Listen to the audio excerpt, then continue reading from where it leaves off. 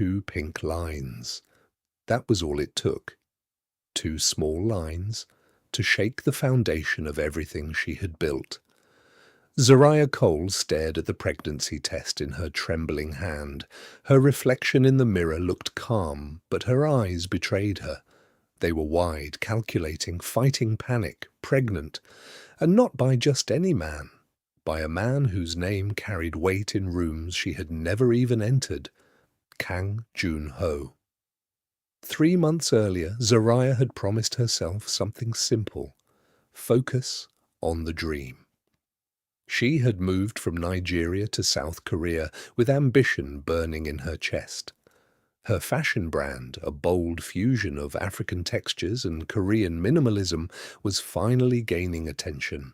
She didn't have time for distractions, especially not dangerous men.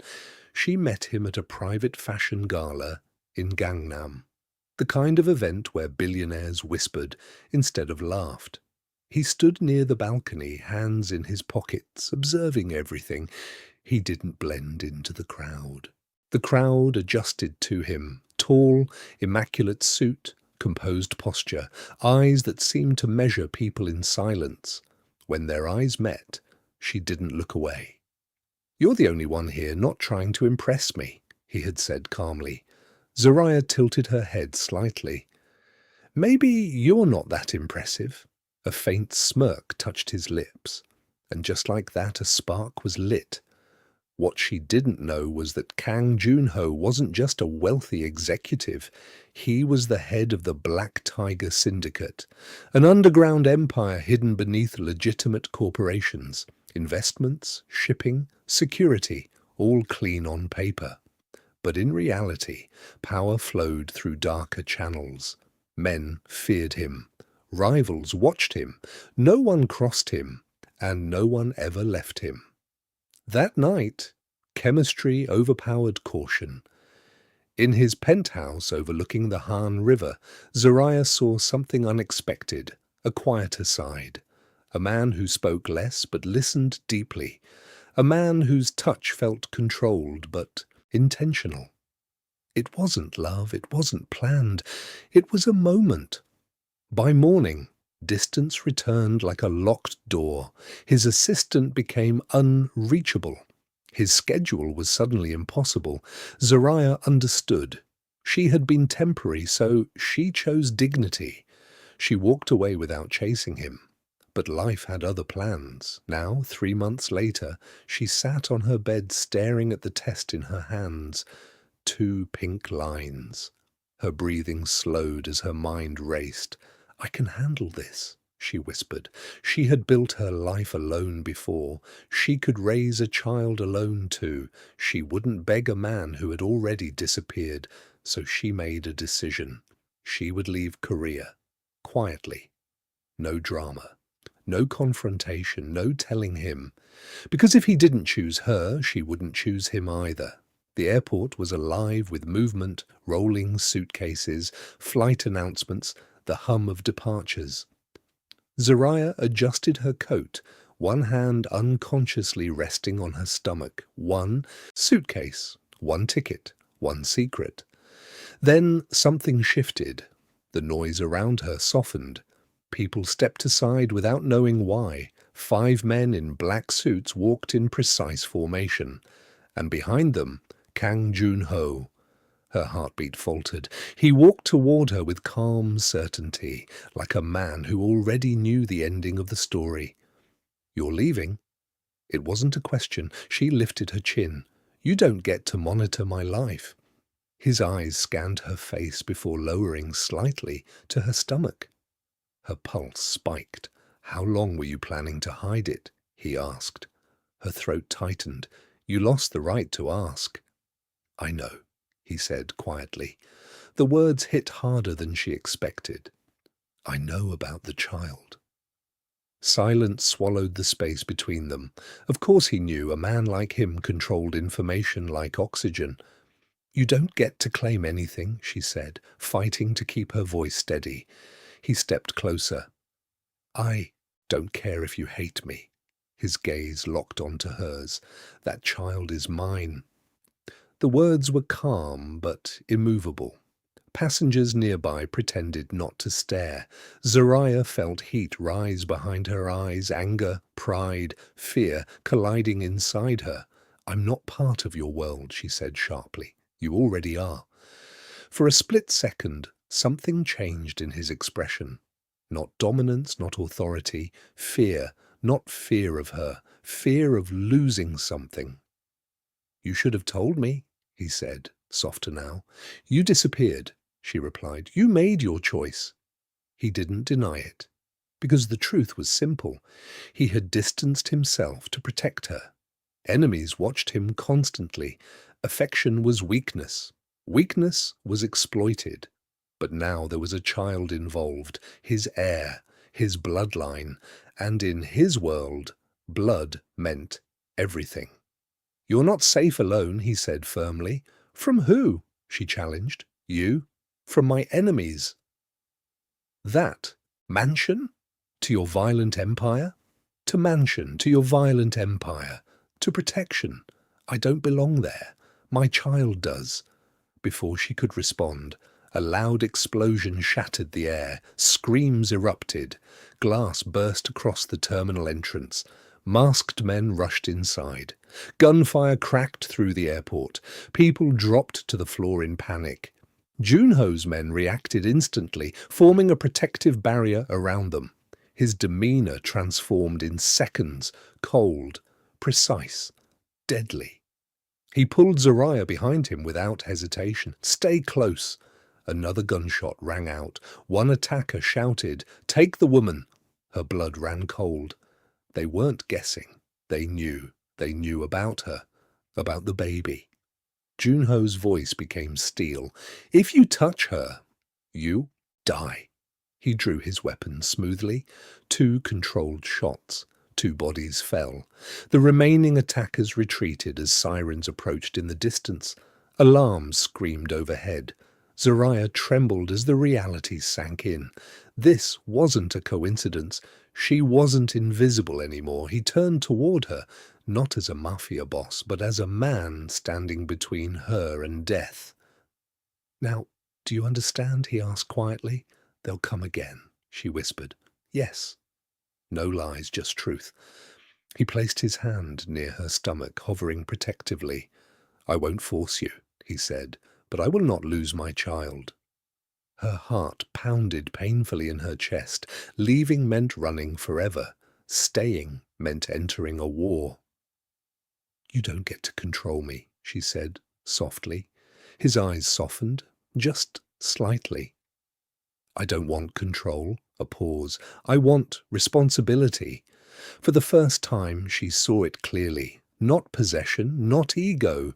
Responsibility. The sirens grew louder. Flashing lights reflected against shattered glass.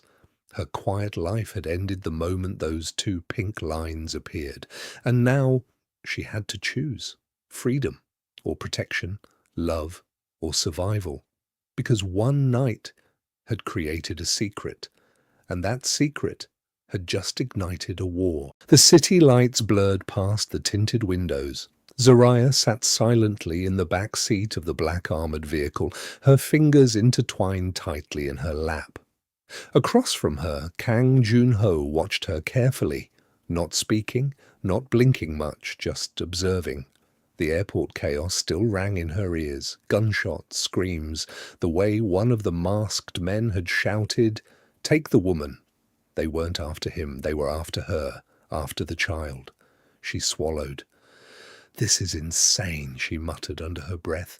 "It's reality," Joon-Ho replied calmly. She looked up sharply. "This is your reality, not mine." His jaw tightened slightly. "It became yours the moment someone tried to kill you." Silence filled the car again. Outside, Seoul glittered peacefully, unaware that a quiet war had just begun. The vehicle pulled through massive iron gates and into a private estate overlooking the Han River.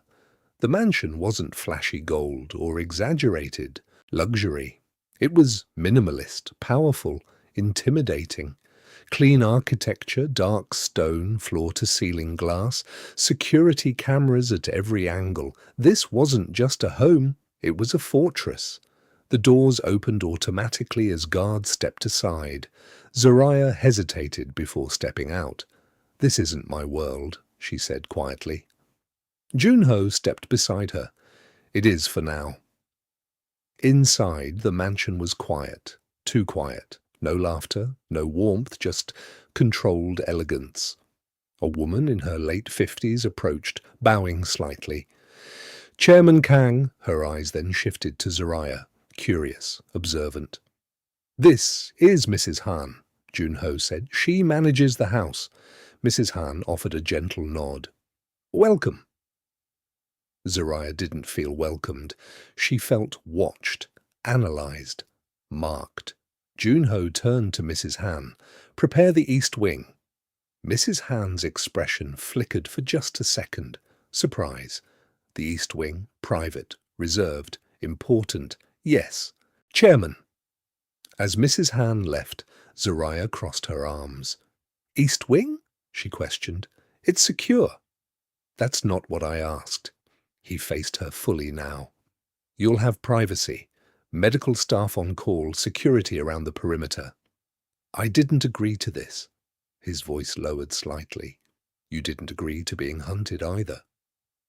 The words hit. She looked away first. Later that night, she stood alone in a massive bedroom overlooking the river.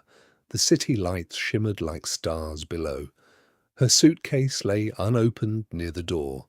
She hadn't planned for this. She had planned to leave, to breathe, to build her future quietly. Now she was inside the home of one of the most feared men in Korea, carrying his child. A knock came at the door. She didn't respond. It opened anyway. Joon-Ho stepped inside but stayed near the entrance. "I assigned 2 female guards outside," he said. "I don't need guards in the hallway." "You do." She exhaled sharply. "You can't control every aspect of my life."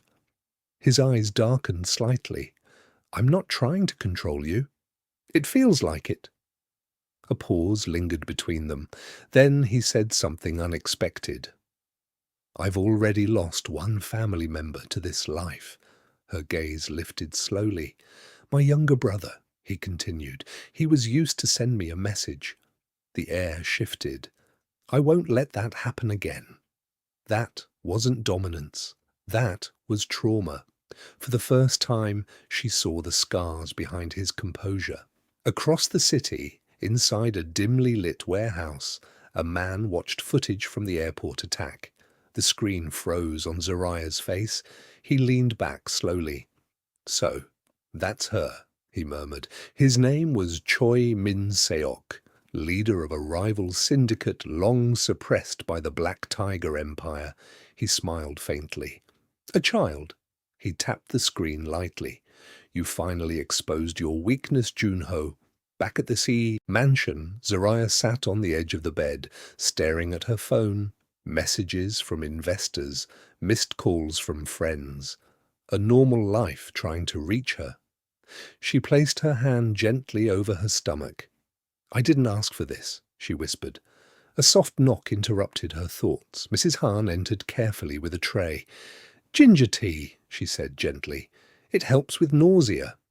Zariah blinked in surprise. "How did you—" "The chairman ensured we were informed." "Of course he did." Mrs. Han hesitated before speaking again. "He has never brought anyone here." Zariah looked up slowly. "Never?"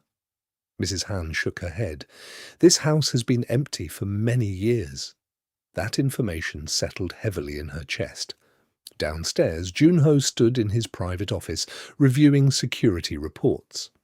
3 attackers identified, one of his men said, affiliated with Min-seok. Joon-Ho's expression hardened. "And the leak?" "We're investigating." His jaw tightened. Someone inside his circle had revealed the pregnancy. That meant betrayal. And betrayal was punished. Severely. "Find them," he said coldly. Later that night, Zariah stepped onto the balcony for air. The cold wind brushed against her skin. She didn't hear him approach. "You should be resting." She didn't turn around. "I didn't ask for your concern." "No," he agreed calmly, "but you have it." She faced him now. "Why does this matter so much to you? Is it really just bloodline?" He stepped closer, but not too close.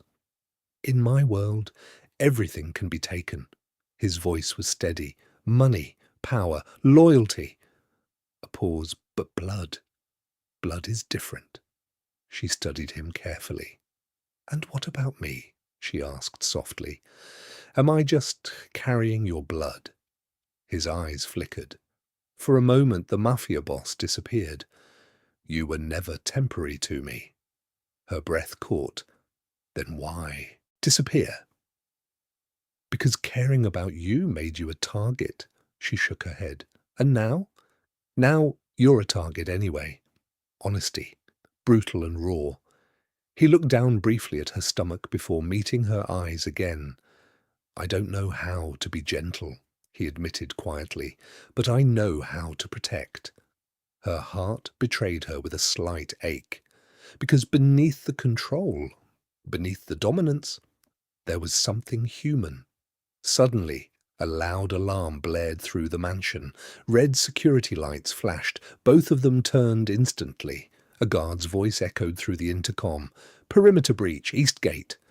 Joon-Ho's expression transformed immediately. Cold, focused, lethal. He grabbed her hand without hesitation. "Inside, now!" Gunfire echoed faintly from outside the gates. Zariah's pulse raced. "They're already here," she whispered. "Yes." He handed her to two guards. "Take her to the safe room." She grabbed his arm suddenly. "Don't you dare die." The words surprised both of them. His gaze softened for half a second. "I won't." Then he walked toward the danger without looking back. Outside, black SUVs crashed against the outer gates. Masked men flooded the entrance. This wasn't a warning anymore. This was escalation. Inside the safe room, Zariah listened to the distant sounds of gunfire. Her world had shifted in less than 24 hours. She wasn't just carrying a child. She was carrying leverage, power, war. And somewhere outside those steel walls, Kang Joon-Ho was fighting not just for territory, but for her, and for the first time. She wasn't sure if she was more afraid of his enemies or of falling for the man protecting her. In the underworld, weakness invites attack, but sometimes what looks like weakness becomes the reason a king fights harder than ever before. And tonight, the Black Tiger Syndicate would remind Seoul exactly why they ruled the shadows. The safe room felt too small, too quiet, too controlled. Zariah stood in the center of the steel-walled chamber, her hands pressed against her stomach as if she could physically shield the life inside her. Outside, gunshots echoed like thunder against metal gates. Each shot made her flinch. Each explosion reminded her this was not temporary. This was war. A guard near the door spoke into his earpiece. His expression remained blank, professional. Zariah hated how calm they all looked. "How bad is it?" she demanded. No answer, because in this house only one voice truly mattered, and he wasn't in the room. Outside the mansion, Kang Joon-Ho moved through the chaos like a shadow, precise, unshaken. 3 men rushed him from the side. 2 fell before they reached him. The third hesitated, and that hesitation cost him everything. Joon-Ho didn't fight wildly. He calculated, every move deliberate, every shot controlled. Min-seok had made a mistake. Tonight, he hadn't sent a warning. He had declared open war, and Joon-Ho never fought defensive battles. He ended them. Inside the safe room, Zariah paced. Her mind replayed something he said earlier. "I've already lost one family member to this life." She hadn't seen pain in his eyes before. Now she couldn't unsee it. A sudden explosion shook the floor beneath her. She stumbled slightly. Her heart raced uncontrollably. She closed her eyes. "Please," she whispered under her breath. She didn't know who she was praying to. For his safety? For her child? For herself? Maybe all three. 40 minutes later, the gunfire stopped. Silence crept back slowly, too slowly. The safe room door unlocked with a heavy metallic sound. Joon-Ho stepped inside. His white shirt was stained with blood. Not all of it was his. His breathing was steady, controlled. But his eyes searched the room immediately. For her. Their gazes locked. She didn't realize she'd been holding her breath until she exhaled. "You're hurt," she said quickly. "It's minor." She stepped toward him before thinking. Her hands hovered near his chest. "Sit down." It wasn't a request. For a moment the guards watched in silent confusion. No one ordered Kang Joon-Ho to sit, but he did. She grabbed a medical kit from the wall cabinet. "You don't have to," he started. "Be quiet," she said softly. And he did. Her fingers were gentle as she cleaned the cut near his ribs. He didn't flinch, but his eyes never left her face. "You could have died," she whispered. "So could you. That's different." "No," he replied calmly. "It isn't." She paused. Their closeness felt different now. Not explosive, not reckless, heavy, real. "You should hate me," he said suddenly. Her brows furrowed. "Why?" "Because this is my world, and I pulled you into it." "You didn't pull me," she replied quietly. "I walked into it." His gaze softened just slightly. "That doesn't make me innocent." "No," she said. "It doesn't." But she didn't pull her hands away. Across the city, Choi Min-seok watched the failed attack footage with a tight jaw. "They survived?" he asked coldly. "Yes." His fist tightened slowly. "You underestimated him." Min-seok's lips curved slightly. "No." He shook his head. "I exposed him." He replayed the clip where Joon-Ho shielded Zariah's body with his own. "That," Min-seok said quietly, "is not the move of a man protecting territory." He leaned forward. "That's the move of a man protecting his heart." And hearts were easier to destroy than empires. Back at the mansion, the staff worked quickly to repair the outer gates. The house felt heavier, tenser. Zariah stepped into the hallway, staring at the bulletproof glass that now carried faint cracks. "This won't stop," she said quietly. "No," Joon-Ho agreed. She turned to him. "And you won't back down." His expression didn't change. "I never do." There it was, the truth of who he was. "And what happens when they realize they can't beat you directly?" she asked. "They try something else, like me." He didn't answer, because the silence confirmed it. She crossed her arms protectively. "I refuse to be your weakness." His eyes darkened. "You're not weakness." "Then what am I?" He stepped closer. "Reason." The word hit harder than she expected. Reason to finish this permanently. Later that night, she couldn't sleep. Every shadow felt alive. Every sound felt amplified. A soft knock came at her door. "Come in." Joon-Ho entered, but this time he didn't look like a war general. He looked tired. Not physically, emotionally. "There's something you need to know," he said. She sat up slowly. "The attack. Tonight," he continued. "There was a leak." Her stomach dropped. "From your men?" "Yes." "Someone told them about me?" "Yes." The betrayal felt suffocating. "If they're that close to you, what stops them from getting closer to me?" His silence was brief. "Nothing." That honesty chilled her more than lies would have. He walked toward the window. "I built this empire by eliminating threats. And now I have something I can't eliminate." She studied him carefully. "And that scares you?" He didn't deny it. "I don't fear death," he said quietly. "I fear failure." "Failure of what?" "Protecting what's mine." The possessiveness was still there, but it was layered with something deeper now. Responsibility. She stood slowly. "Then don't protect me because I'm yours," she said firmly. He turned toward her. "Protect me because I matter." The words lingered between them. For the first time he looked uncertain, not weak, just human. "You matter," he said finally. And he meant it. Suddenly one of his phones buzzed sharply. He glanced at the screen. Unknown number. He answered without hesitation. A distorted voice spoke on the other end. "You fight well, Chairman Kang." Min-seok. Joon-ho's eyes hardened instantly. "You failed." A low chuckle came through the speaker. "No, I learned." A pause. "You bleed when she's threatened." The room felt colder. "You touch her," Joon-ho said calmly, "and I erase your entire bloodline."